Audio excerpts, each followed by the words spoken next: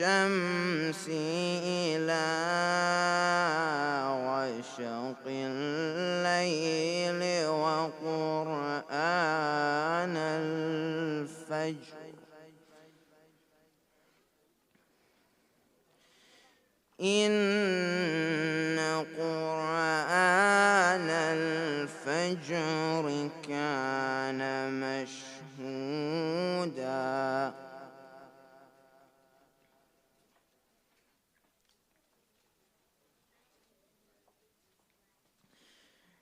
ومن الليل فتهجد به نافلة لك عسى أن يبعثك ربك مقاما محمودا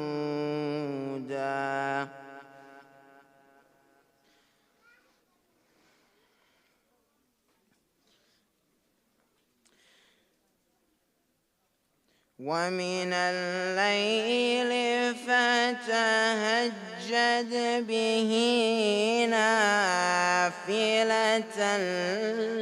لك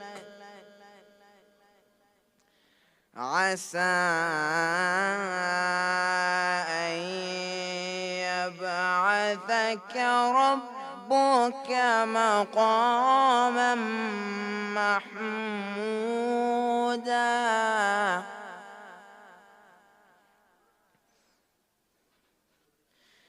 وقل رب أدخلني مدخل صدق وأخرجني مخرج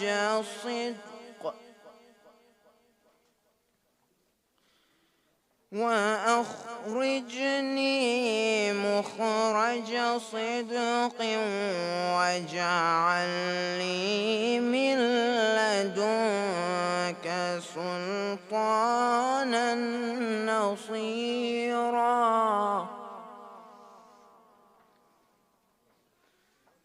واجعل لي من لدنك سلطانا نصيرا صدق الله العلي العظيم. الفاتحة مع الصلوات.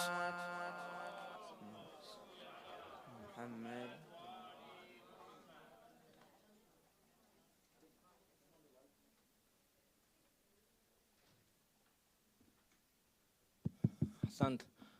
صلوا على محمد وآل محمد.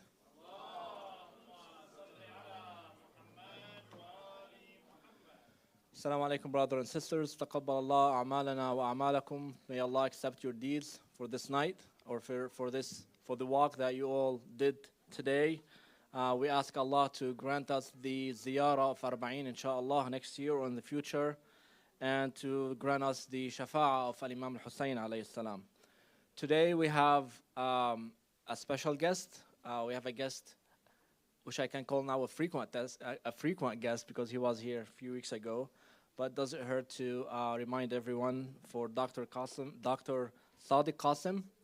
Dr. Sadik is a scientist, an executive with extensive experience in the biotechnology industry. He completed his PhD in viral immunology. He has many registered inventions and publications, and currently serves as the Chief Scientific and Technology Officer at the Danaher Corporation. Dr. Kassim is based in Boston and has been involved with community and interfaith activities for the last 20 years.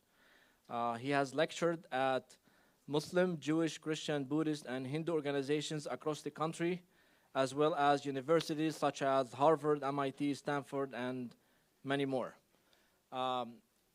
Just before we continue, I want to remind everyone that we have a Salat Jama'ah right after this lecture, and there's another Arabic majlis that will start after the Salat, inshallah, if you would stay as well and take the ajr.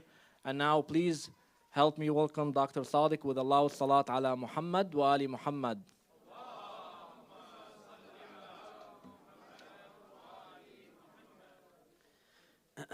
السلام عليكم. صلى الله عليك. صلى الله عليك يا سيدي ويا مولاي يا رسول الله. صلى الله عليك. صلى الله عليك يا سيدي ويا مولاي يا ابن رسول الله. كربلاء مظلوم، يا ليتنا كنا معكم سيدي فنفوز فوزا عظيما. السلام على الحسين، السلام على علي بن الحسين، السلام على أولاد الحسين، السلام على أصحاب الحسين. يقول الله في المحكم بعد أن أعوذ بالله من الشيطان الرجيم: بسم الله الرحمن الرحيم. يا أيها الذين آمنوا استجيبوا لله وللرسول إذا دعاكم لما يحييكم واعلموا أن الله يحول بين المرء وقلبه وأنه إليه تحشرون. صدق الله العلي العظيم. Last year, the year 2023, has been called the year of Taylor Swift. Taylor Swift, one of the formidable pop stars, was also voted by numerous magazines, publications, as the person of the year. If you look at the economic impact of her concerts, last year she had her world tour, started off in the United States. The economic impact was over $5 billion just in the United States. Globally, this year she's touring throughout Europe and the Americas. It's expected to reach that much as well. And if you look at just beyond the economic impact that she's had, just on a cultural impact, her videos and songs have been streamed over 40 billion times. The population of the world is around 8 billion. So this is about, if every person in the world were to stream one video or one song once, it'd be 5 times for every individual, over 40 billion individuals.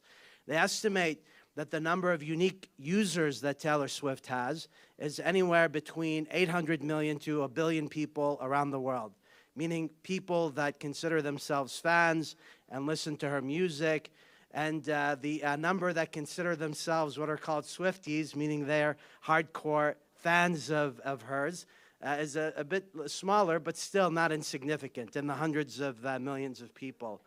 But it's not just popular culture that she's impacted. She's also impacted the academic setting. So many universities over the last few years have actually taught classes looking at the lyrics of Taylor Swift, including Harvard University last year. So I live in Boston. Harvard opened up a class about the lyrics and the literature of Taylor Swift. Over 300 people signed up for the class. It was overcrowded. Across the river, Northeastern University also had a class on Taylor Swift. And it's not just her literature. Business schools are talking about the business talent of Taylor Swift. There are business schools, Stanford, Berkeley, NYU, UT Austin, among many others, that have studied the phenomenon of Taylor Swift and what is called Swiftonomics or Swiftology. And so I think within this type of a environment, one can take one of 3 approaches. We as a community can look at this phenomenon and say this completely is not relevant to us, and we can sort of bury our heads in the sand and assume that it doesn't exist. That's one approach, and I think that's a relevant approach. Another approach is to completely buy into this pop phenomenon and say, well, if my neighbor is a Swiftie and my teacher is a Swiftie, and if they're teaching this in class, I'm going to just assimilate with the pop culture and try to become a fan as well. That's a second approach. So we have 2 extremes. One approach, completely ignore the phenomenon. Second approach, completely assimilate into it.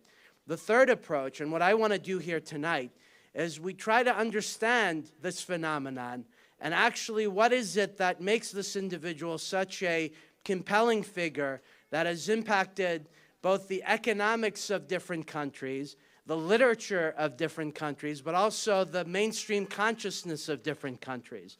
And the questions that, one can ask within this context is what makes her such a phenomenon? What makes people connect to her? And importantly, what can we learn about their mode of influence? And I want to use this as a foundation to better understand the leadership style, to compare and contrast the modes of influence of this pop phenomenon of Taylor Swift to the long-lasting impact and leadership style of Fatima al-Zahra alayhi salam and Zainab alayhi salam. So tonight's lecture will be divided into three parts. In the first part, a very academic and just sort of objective analysis of what is it that makes this Taylor Swift phenomenon so prevalent, and what can we learn about the path that this is impacting individuals.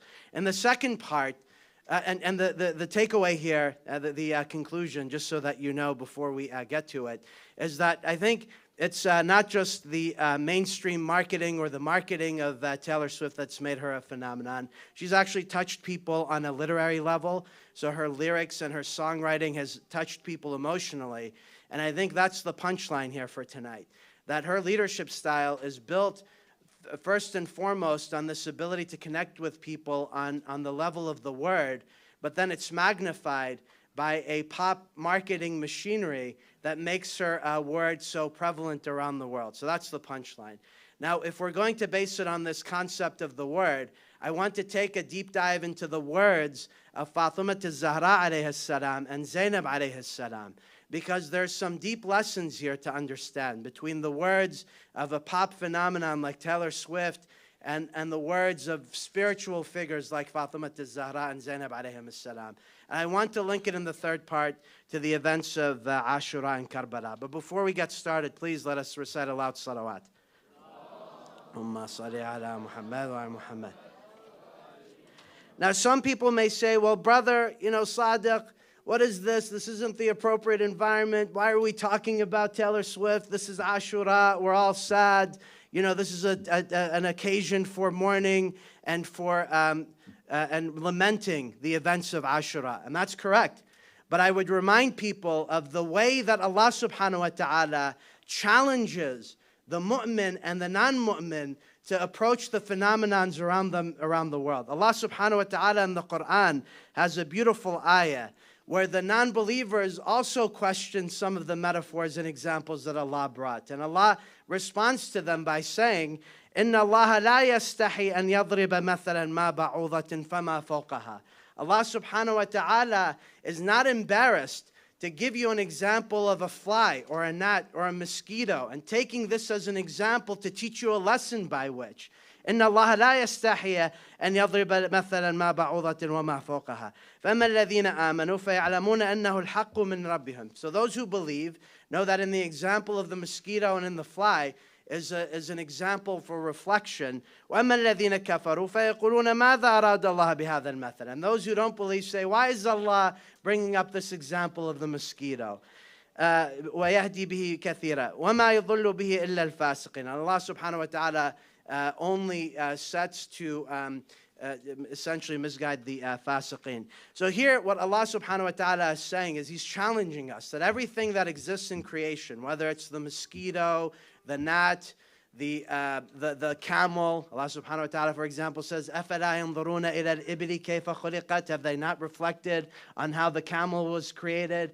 Imam Ali alayhi salam in his khutbahs of Nahj al-Balagha brings up the example of the bat, of the peacock. So here Allah subhanahu wa ta'ala is saying, all of my creation has been put here on earth for you to reflect on. And just by simply reflecting on it doesn't mean that you're comparing two things in a way that denigrates from one thing and elevates from the other. Meaning, by talking about the example of Taylor Swift, it doesn't mean that we're taking away from the legacy or the elevation of Fatima al-Zahra alayhi salam and Zainab alayhim salam. But no, it's a great way to compare and contrast something which is spiritually connected to the universe versus something which is temporarily connected to the universe. And Allah subhanahu wa ta'ala makes it very clear. He says, قُلْ لَا يَسْتَوِيَ الْخَبِيثَ وَالطَّيِّبِ. Whatever we compare, the thing which is pure, al-tayyib, is not equal to the thing which is khabith. Khabith has many meanings. One meaning of khabith is impure. One meaning of khabith is something which is temporary or transient. One meaning of khabith is something which has a fixed shelf life or a fixed lifetime. So Allah subhanahu wa ta'ala says, قُلْ لَا يَسْتَوِيَ الْخَبِيثُ وَالطَّيِّبُ وَلَوْ أَعْجَبَكَ كَثْرَةَ الْخَبِيثِ. Even though the things that are khabith have been overwhelming this entire society. ولو أعجبك كثرة الخبيث فاتقوا الله يا أولي الألباب لعلكم تفلحون. So have God consciousness so that you may be successful. So in many ways, by recognizing the thing which is khabith and contrasting it with the thing which is tayyib, this is almost like a way or a safeguarding, a taqwa, so that we may become more God conscious and be able to discern between the things which are right and the things which are incorrect. Salawat.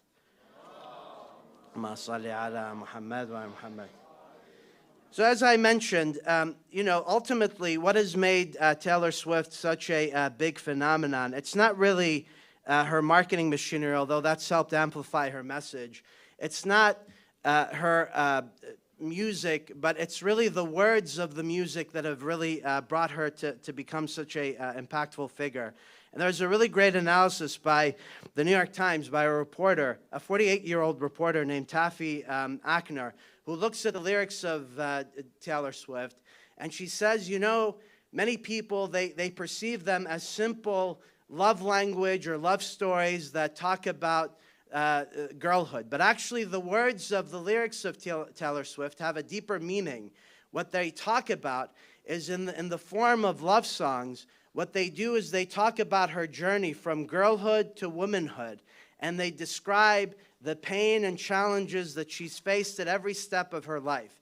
So, for example, when she was young and was living on her own, she has a song that conveys that feeling of emotional detachment in that song. When she was going through some business challenges, her manager stole some money from her and sold her master records. She has a song that describes that betrayal by her business manager, but she conveys it in the form of love stories and love language and love songs. So really what she's been able to do is by using her words, the songs she has written have been able to connect with people on many levels. They are personal stories that describe her journey from girlhood to womanhood, and they talk about universal themes and experiences and touch people on an emotional level. And I didn't really believe this until I started reading some of the comments under some of the videos that she has online. It's really interesting. It's an interesting exercise. So look under the videos. This individual says, "My dad passed away 5 days ago. I'll turn 43 in 2 days when we bury him. This song has always resonated with me, but does much more now and will always hold a special place in my heart." Another individual, "I lost my dad 2 years ago. Every single time I listen to this song, I cry like a baby, but then I feel relief. Thank you, Taylor." So we can easily dismiss this phenomenon and say it's a transient pop culture phenomenon, but the reality is the words of this individual have touched people on an emotional level and have enabled them to connect to such a way that has made them essentially what are Swifties.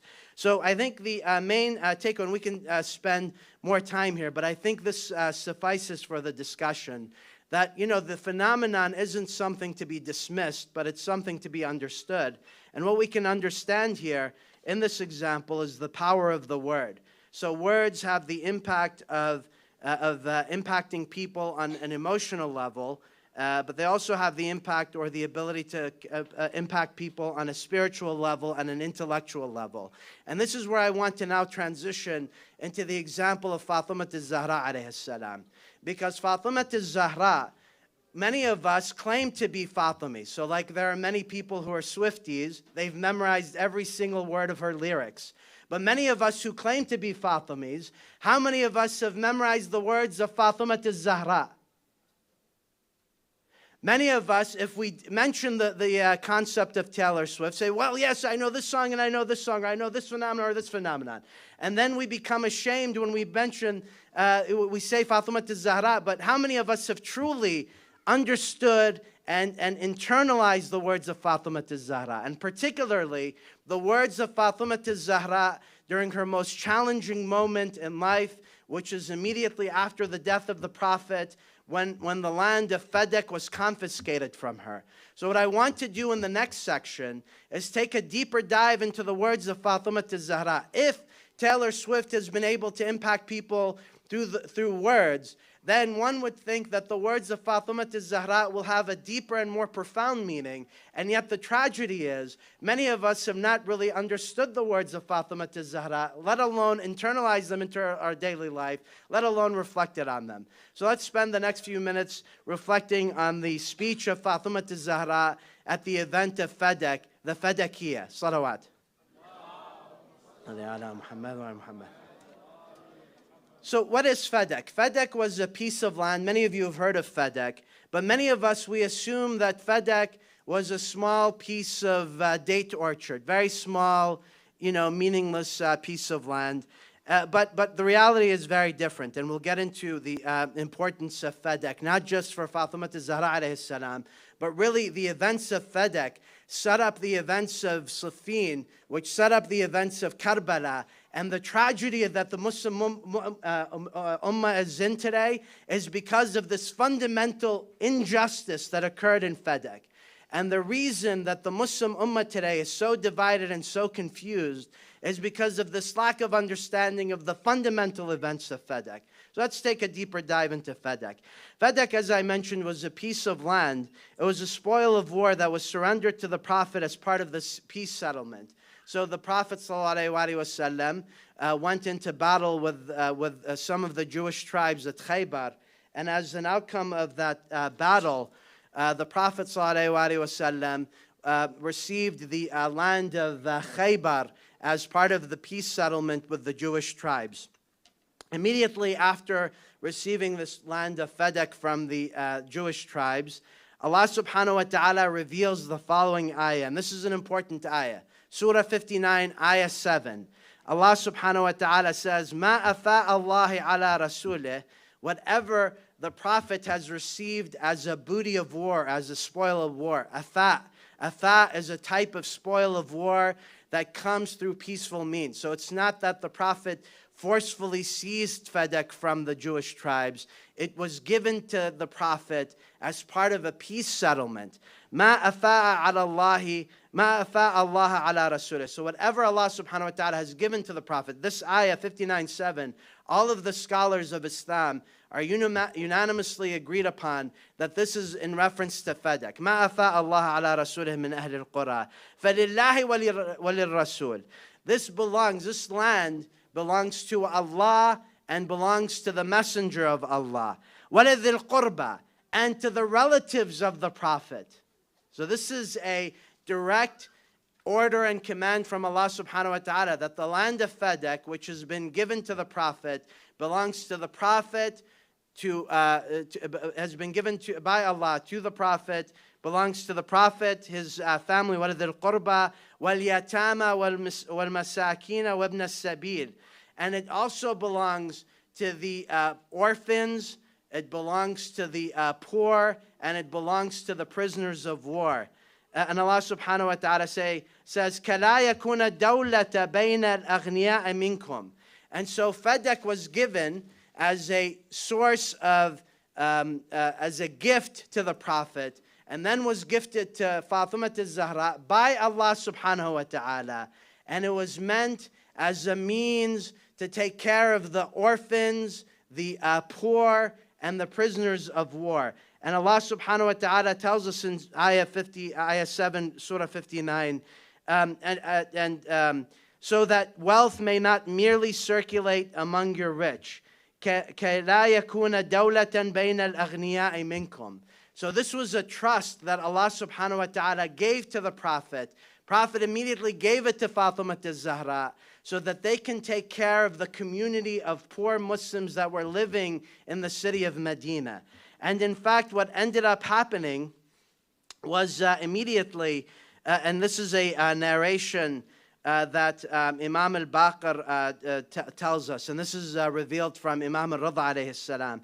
Imam al-Baqir was asked about this ayah. Said, when this ayah was revealed, the Prophet gave Sadik to Fatima. And one of his students asked, the Prophet gave it to her, meaning that the Prophet gave her Fadak. The Imam stressed Allah gave it to her. This was a gift from Allah subhanahu wa ta'ala with multiple mentions in the Quran. Why was it granted to Fatima alayhi salam? Fadak was granted to Fatima during the Prophet's lifetime. She managed it for 2 years. So the Battle of Khaybar occurred in probably the 7th or 8th year after Hijrah. The Prophet himself passed away in the 10th year after Hijrah. So Fadak was in the possession of Fatima Zahra alayhi salam for about 2 to 3 years, depending on the history that you read. When Fatima alayhi salam received Fadak, she immediately appointed deputies to take care of Fadak. And it said that, according to Allama Majlisi, Fadak would yield on an annual basis 24,000 dinars. Now, just to give you the understanding of what a dinar is, 1 dinar at the time, and this is according to the Orientalist scholars, 1 dinar at the time was equivalent to 4.4 grams of gold. So in a single year, the land of Fadak would yield about 106 kilograms of gold or 234 pounds of gold, the equivalent wealth of about 234 pounds of gold. So many of us misunderstand Fadak. We think Fadak is a small piece of land, a date orchard, which was a thing that belonged to Fatima, and she became angry when Abu Bakr came and took it from her. No, my dear brothers and sisters, Fadak was a direct gift from Allah to the Prophet that was then gifted to Fatima alayhi salam for the purpose of taking care of the community and distributing the wealth among all of those that are needy and overlooked and oppressed. It wasn't the personal possession of Fatima. It was a trust that was given to Fatima because the Prophet knew that Fatima would take care of the needy, the oppressed, and the orphans. And he knew that by violating this trust, the ummah was essentially going to go downhill. So after assuming power, and this is another misunderstanding, many people, when the Prophet ﷺ passed away, and the wafat of the Prophet, we're going to commemorate it next week. So next week is the date of the death of the Prophet. And this is, so it occurred in these types of days. After the Prophet passed away, Abu Bakr immediately dismissed the deputies of Fatima from Fadak. He dismissed them, essentially, took them away, and he made Fadak state property. And how did he justify this stealing of Fadak from Fatima? Actually, not from Fatima. He stole it from the Prophet and from Allah subhanahu wa ta'ala. How did he justify this brutal theft? Abu Bakr narrated the following hadith: "La nurath ma tarakna sadaqa." This is he purportedly heard it from the Prophet. Prophet said, "We do not give away inheritance. We as prophets do not give away inheritance. Everything that we have is sadaqah for the people." So our property cannot be inherited. So Abu Bakr justified the theft of Fadak, which is great land, which, as I mentioned, was giving about the equivalent of 234 pounds of gold in terms of wealth on a yearly basis. He stole Fadak because of 2 strategic advantages that Fadak represented to Ahlul Bayt. Fadak represented a financial advantage. By controlling Fadak, they were able to control the wealth and how it was spent in the community, so that the wealth wasn't being accumulated by a small group of people, but was actually being distributed for the benefit of the majority of the individuals. Secondly, it's a symbolic show of power and authority. The Prophet gifted Fadak to Fatima Zahra.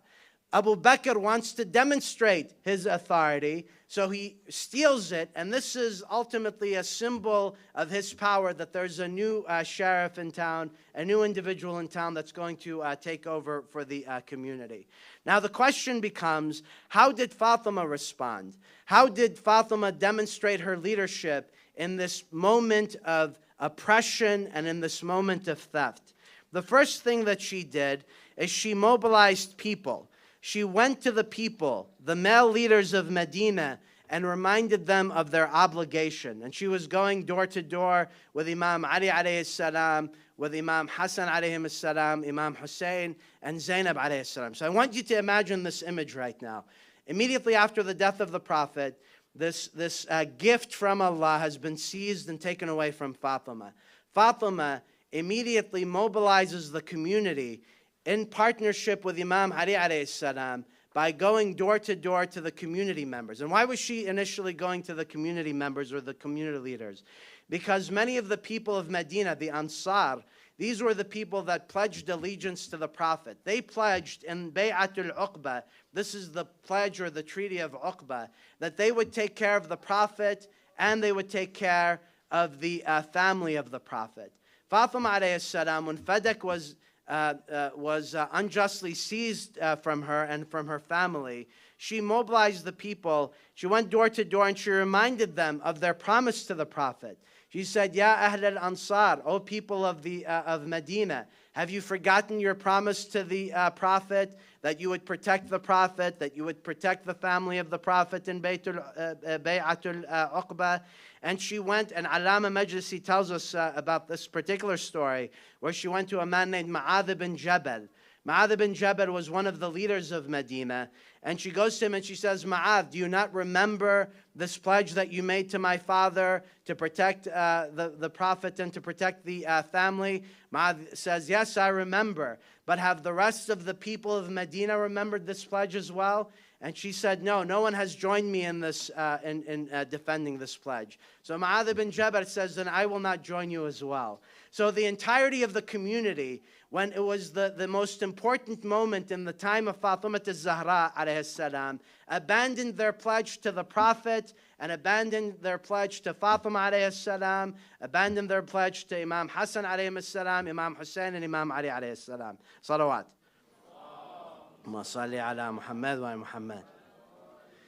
So she went door to door and she found no leaders of the Ansar that were mobilizing with her. She did, however, so she went to Abu Bakr and directly confronted him with the ayahs of inheritance. Assalamu alaikum, shalom sayyidina. Assalamu alaikum. Salawat. Allahumma salli ala Muhammad wa Muhammad. So her cries fell on deaf ears. The men all shied away. She would go door to door with Imam Ali alayhi salam, Imam Hassan, Imam Hussein, and Zainab alayhi salam. But Abu Bakr told Fatima alayhi salam to bring forward witnesses that would verify that Fadak belonged to her. And the only witnesses that came forth were two women, and this is narrated by Allama Majlisi. The first woman is a woman named Barakah bin Tha'laba, or Ayman. She's an important figure in the history of Islam, both among the followers of Ahlul Bayt and among the followers of the broader Muslim community. Barakah, or Ayman, was an individual of African descent. She was a servant to Abdullah, the father of the Prophet. And then when the Prophet's father passed away, she was a servant to Amina alayhi salam, the mother of the Prophet, and was entrusted with the care of the young Prophet. She was like a second mother to the Prophet, Barakah bin Tha'laba, or Ayman. She married Ubayd al-Khazraj and then had a son named Ayman, and that's how she got the kunya, or the name Ayman. She participated in the battlefields in Uhud and Khaybar.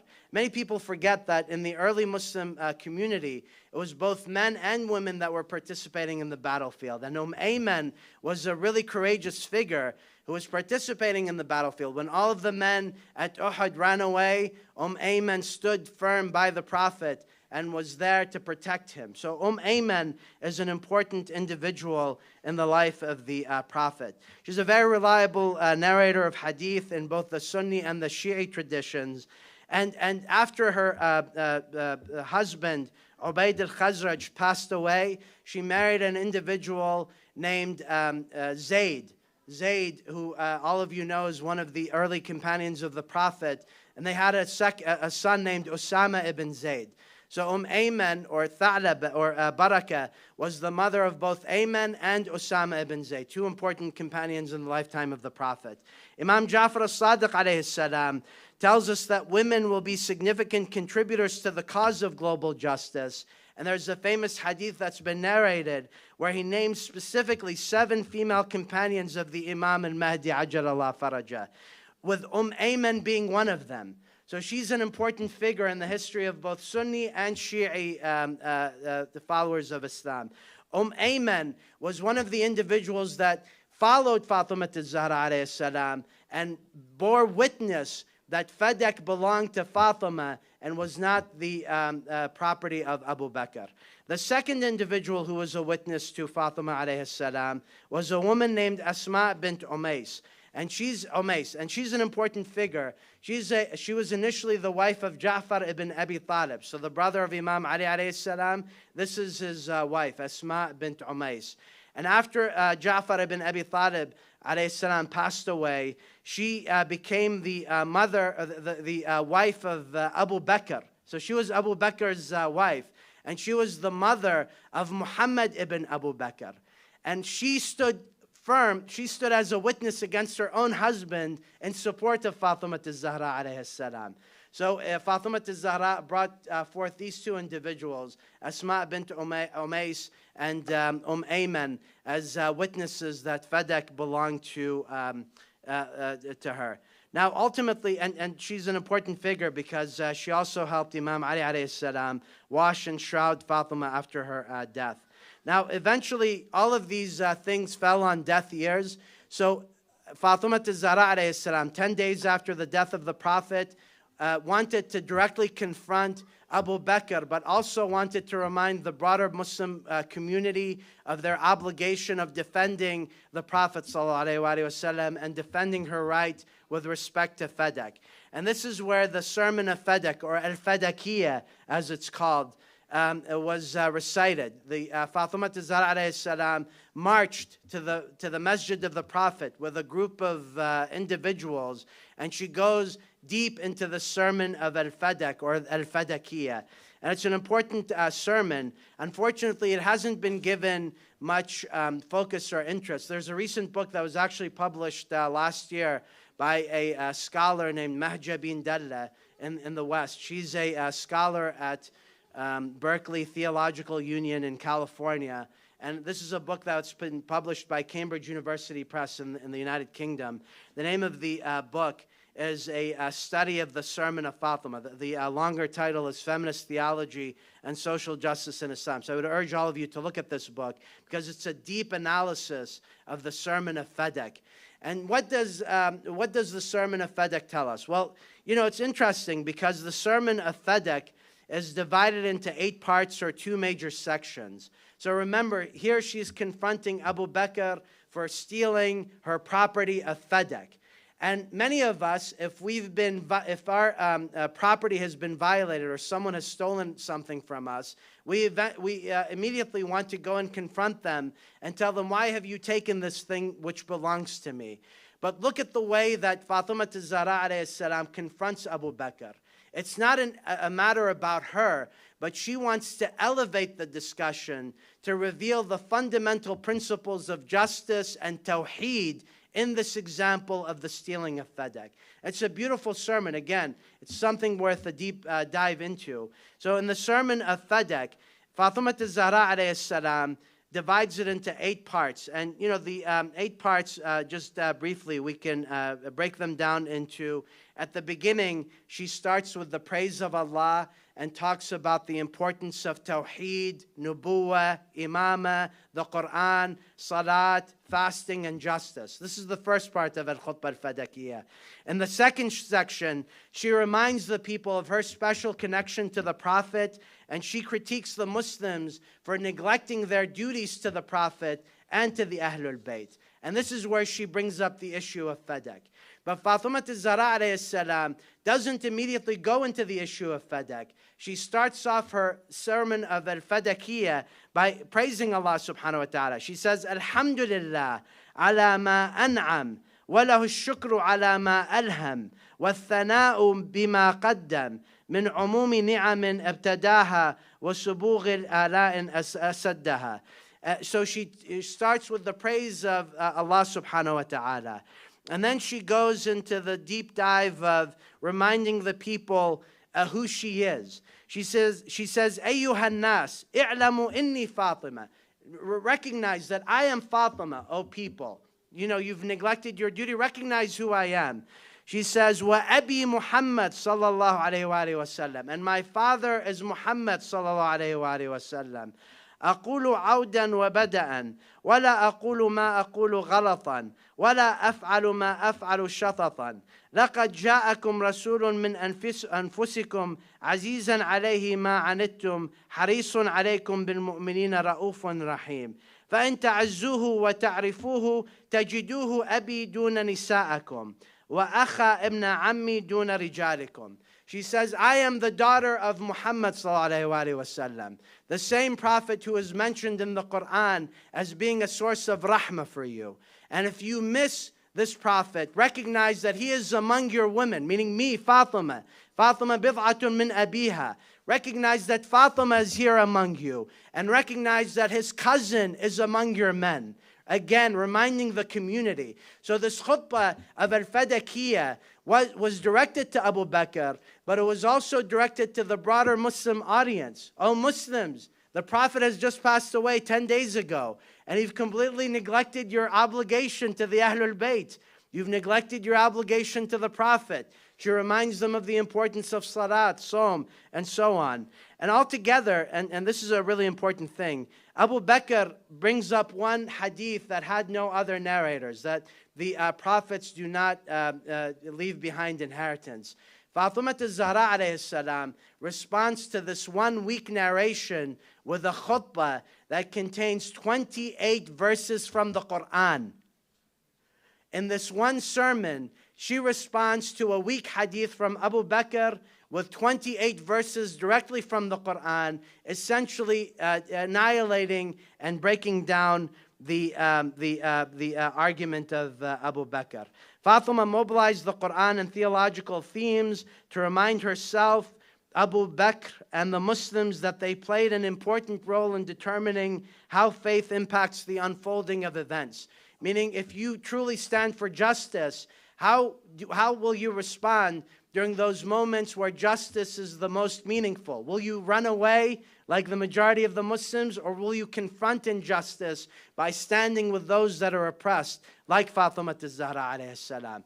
And so she uses this, and it's a really interesting speech, again, because it's important to note that Fatima began her sermon of protest with words of Allah's praise, Alhamdulillah, Alhamdulillah for everything.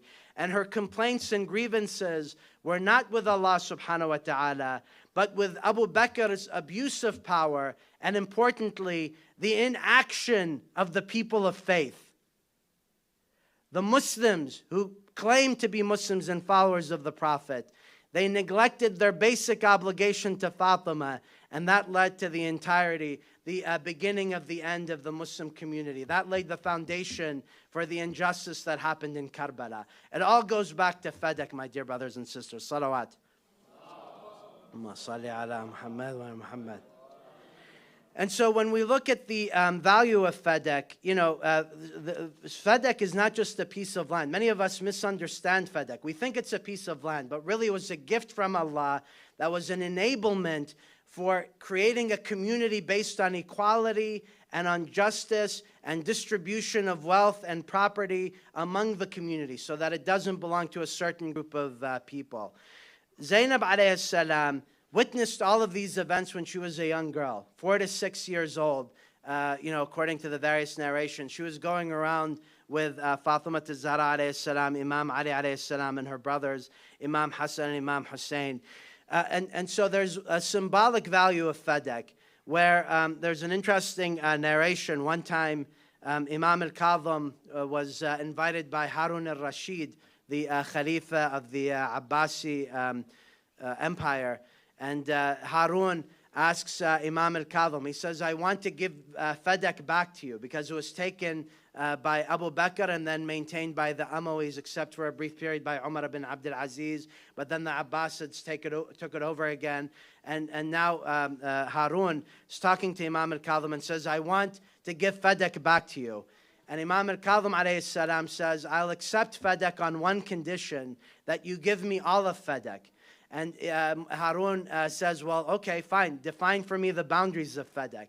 And Imam al-Kadhim says, if I define for you the boundaries of Fadak, you will not be happy. You'll become very upset. said, no, tell me the boundaries of Fadak.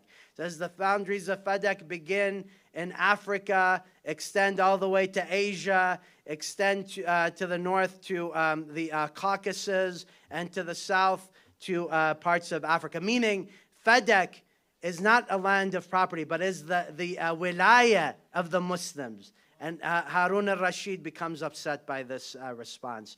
So the point is that Fadak, the theft of Fadak is symbolic theft of the wilaya of Ahlul Bayt from the Muslim community. And it laid the foundation for Karbala.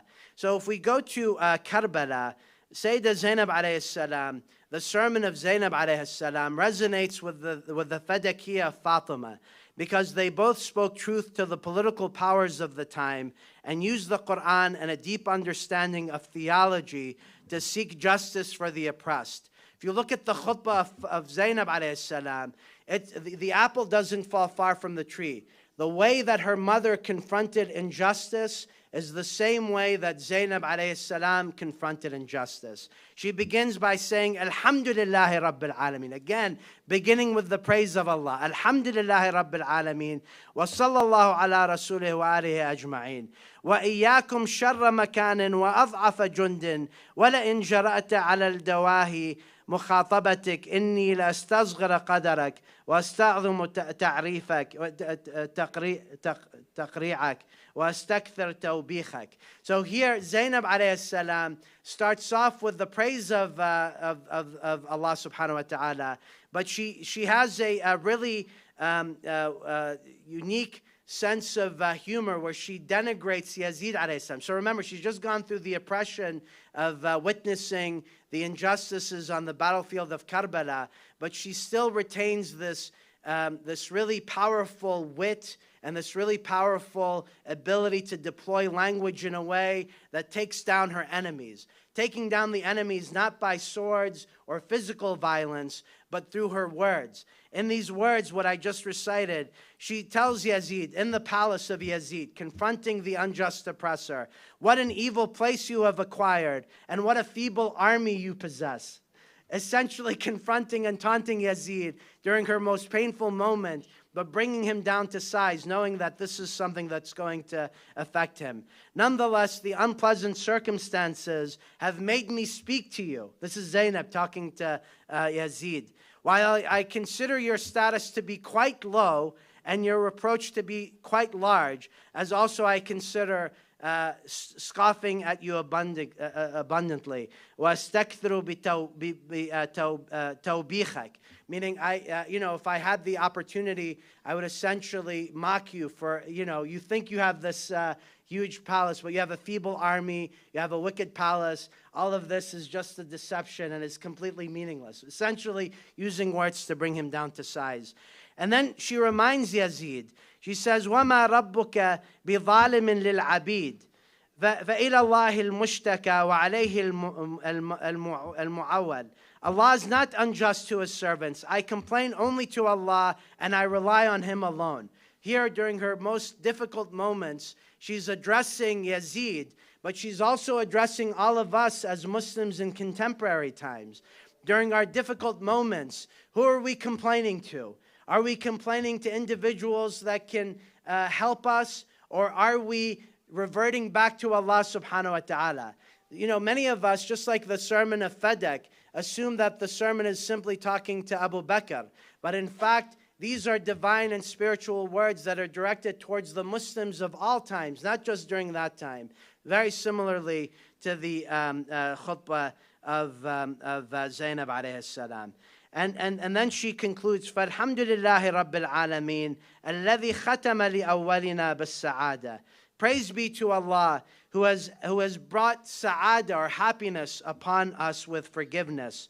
ختم لأولنا بالسعادة والمغفرة ولآخرنا بالشهادة والرحمة ونسأل الله أن يكمل لهم الثواب ويوجب لهم المزيد ويحسن علينا الخلافة إنه رحيم ودود وحسبنا الله ونعم الوكيل. And she says, and we ask Allah subhanahu wa ta'ala to make us essentially dependent on him and to make him the most excellent protector of us. So, to conclude here, we started off by reflecting on the impact of Taylor Swift, and we said that Taylor Swift is having a major impact on society today because her words are resonating with people on an emotional level and are allowing them to connect with her on an emotional level. Likewise, Fatima and Zainab alayhim as-salam used words to connect to the people. But the difference is, although Taylor Swift has nearly 1 billion fans today and has people that call themselves Swifties, she's been able to connect. The words of Zainab and Fatima have not been able to connect with many of us, Muslims and non-Muslims. And many of us will say, well, I'm a fan of Zainab alayhi salam. I'm a Zainabi or I'm a Fatimi. And the question becomes, are we truly Zainabis and Fatimis? Meaning, if Zainab alayhi salam and Fatima alayhi salam were here today, would they consider us as being among their followers? Or would they consider us to be like the men of the Ansar during the time of the Prophet, who when push came to shove and they needed their support, all of them turned away and didn't stand in the way of justice and stand up against injustice. And Allah subhanahu wa ta'ala, and the best example of this is what would Zainab say today in our response to injustices that are happening all over the world today.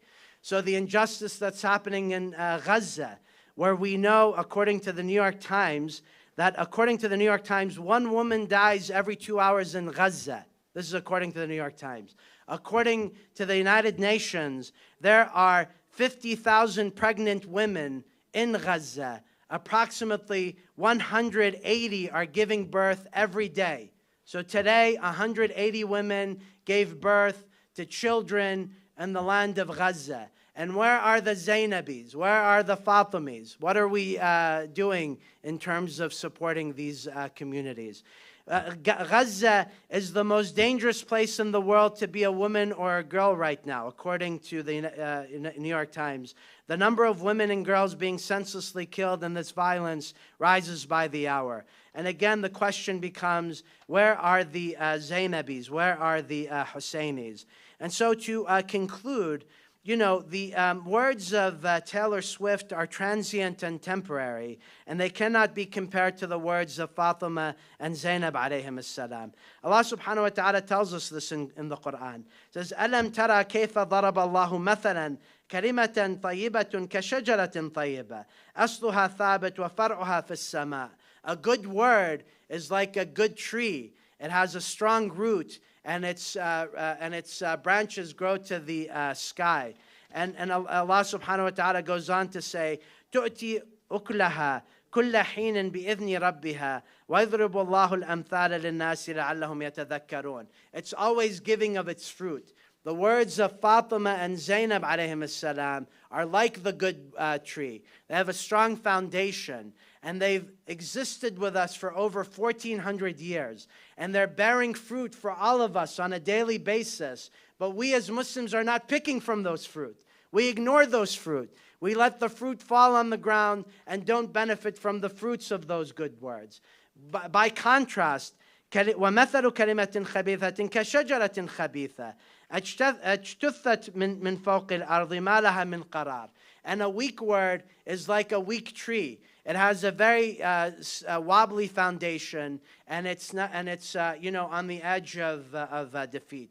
So many of us have ignored the good words of Fatima alayhi salam and Zainab alayhi salam, and have chosen the temporary words of others, such as what I mentioned at the beginning. So we ask Allah subhanahu wa ta'ala to enable us to become true Fatimis and Zainabis, and to respond to the call of Allah subhanahu wa ta'ala. This ayah that I mentioned at the beginning, يَا أَيُّهَا الَّذِينَ آمَنُوا اسْتَجِيبُوا لِلَّهِ وَلِلرَّسُولِ إِذَا دَعَاكُمْ لِمَا يُحْيِيكُمْ. The words of the Prophet, the words of Fatima alayhi salam, the words of Zainab alayhi salam are words that are meant to give us life, لما يحييكم يا أيها الذين آمنوا. Allah here is talking to the believers. Then يا أيها الذين آمنوا استجيبوا لله وللرسول إذا دعاكم لما يحييكم واعلموا أن الله يحول بين المرء وقلبه وأنه إليه تحشرون. And recognize that Allah subhanahu wa ta'ala has placed the Prophet between you and your souls, and that to Allah subhanahu wa ta'ala you ultimately return. So we ask Allah subhanahu wa ta'ala to make us among the Fatimis and the Zainabis, and to listen to their words, and to their words that give life. And it's interesting, even today with respect to Gaza, the biggest supporters of Gaza in modern times, just like during the time of Fatima alayhi salam, were the women like Ayman and Asma bint Umays. They were the ones who were witnesses to Fatima, the witnesses to the injustices that are happening in Gaza today. The majority of them are women. So we have individuals in Congress, such as Rashida Tlaib, or this individual, Cori Bush, who just recently got voted out of office for speaking against Gaza. Or you have individuals like Medea Benjamin, a woman of Jewish origin who has gone and been arrested multiple times for protesting in Congress. These are the individuals that are bearing witness to the injustices of Gaza. And we would call them Zainabis and Fatimis. Now I want to take you to the land of Ashura on this day, because we're commemorating Arbaeen. But obviously Arbaeen would not be in existence without the words of Zainab alayhi salam. And I want you to think and reflect on the pain and sorrow that Zainab was experiencing on that day of Ashura. On that day of Ashura, the world seemed to hold its breath, as if the very heavens wept for what was to come. Zainab bint Ali stood on the desolate plains of Karbala, her heart already shattered, knowing that the day would end in unimaginable tragedy. The morning sun rising over the horizon did not bring hope or warmth. It was a harsh, merciless light that illuminated the impending doom of everything she held dear. The camp was quiet as the men prepared themselves, each one aware that they were stepping into the jaws of death. Zainab moved among them, her face pale and drawn, her eyes hollow with grief. She embraced her brother Hussein for what she knew would be the last time, her fingers trembling as they touched his face, memorizing every line, every feature. There was so much she wanted to say, but the words stuck in her throat, choked by the knowledge that this was their final farewell. This is the last time that Zainab was talking to her brother, Imam Hussein. Her heart broke anew as she watched her sons, Aoun, Muhammad, bid her goodbye. They were so young, barely out of childhood, yet their faces were set with the determination to fight alongside their uncle. Zainab's hands lingered on their heads, trying to hold on to them for just a moment longer, but she knew she had to let them go. They left her side, their small figures disappearing into the ranks of men, and Zainab felt as though her very soul was being torn from her body. As the battle began, the air filled with the sound of swords and the cries of the wounded. Zainab stood on the edge of the battlefield, her heart racing with fear and dread, her eyes fixed on the figure of Hussein, who stood tall among the chaos, a beacon of light in the sea of darkness. She saw her loved ones ride into battle one by one, their faces set with resolve, and one by one she saw them fail and fall. The first to break her heart were her sons, Aoun and Muhammad, so brave, so full of life, fell to the enemy's swords.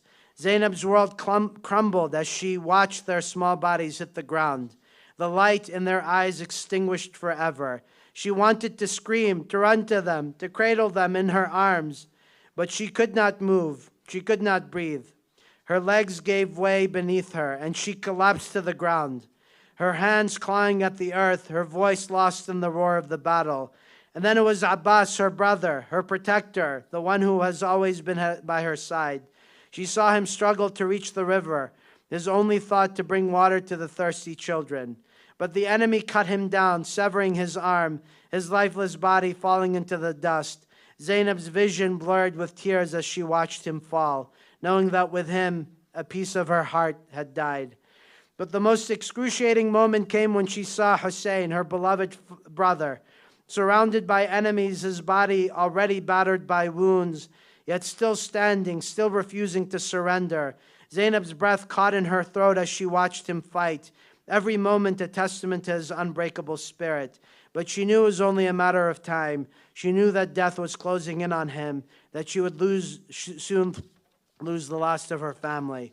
Zainab's heart shattered into 1,000 pieces. She had lost everything. Her brothers, her son, her family. The pain was too much to bear, a weight so heavy that it threatened to crush her completely. She wanted to die, to be with them, to escape the unbearable agony. She was left to live, to endure the endless torment of a heart that had been ripped apart. As night fell over Karbala, Zainab sat beside the bodies of her loved ones, her heart aching with the grief that would never fade. The darkness of the night mirrored the darkness in her soul, a darkness that would never lift. The stars in the sky seemed distant, cold, uncaring, and Zainab knew that her life would never again know light, never again know peace. The day of Ashura had ended, but for Zainab, the pain, the nightmare had only begun. Let us conclude this majlis by reciting Surah Al-Fatiha for all of the organizers and for all of the shuhada and for all of the mu'mineen and mu'minat that have passed away. But before we do that, let us recite Aman Yujib al-Muttarra 5 times. This is a beautiful ayah to help heal all of those that are sick, all of those that are suffering, both in this community and across the world. Let us recite Aman Yujib al-Muttarra so Allah subhanahu wa ta'ala can alleviate their pain and suffering.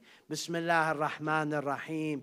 أما يجيب المضطر إذا دعاه ويكشف السوء أما يجيب المضطر إذا دعاه ويكشف السوء أما يجيب المضطر إذا دعاه ويكشف السوء أما يجيب المضطر إذا دعاه ويكشف السوء المضطر إذا دعاه ويكشف السوء وسيعلم الذين ظلموا بأي منقلب ينقلبوا.